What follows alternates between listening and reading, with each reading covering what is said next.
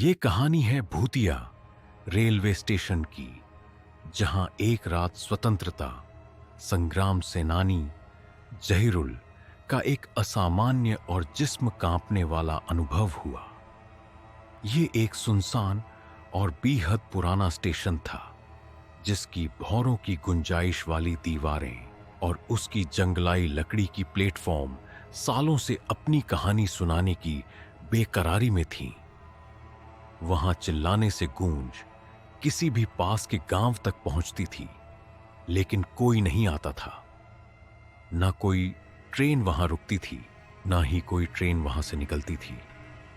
लेकिन स्वतंत्रता सेनानी जहीरुल थोड़े अलग थे।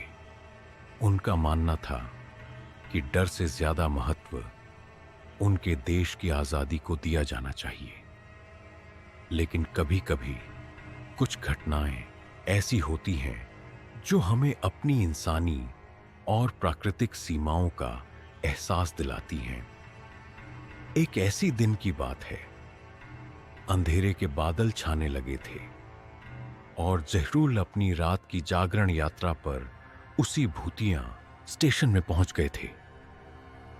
वे उसे कैसे छोड़ सकते थे? वे तो उनके लिए एक सुरक्षित आश्रय बन गया था। जैसे ही उन्होंने प्लेटफॉर्म पर कदम रखा, एक थोड़ी सी ठंडक महसूस हुई, मानो कोई अदृश्य शक्ति उन्हें वहां से हटाने का संकेत दे रही हो।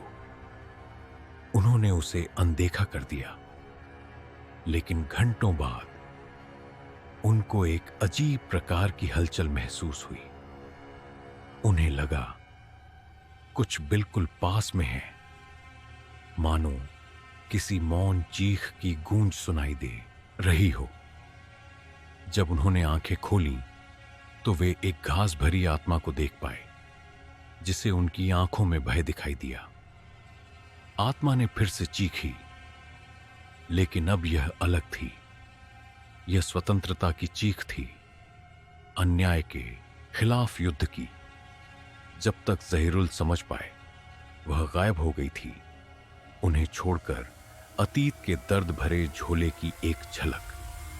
आज भी वह रेलवे स्टेशन सुनसान है और कहा जाता है कि कभी कभी वही चीखें आज भी सुनाई देती हैं।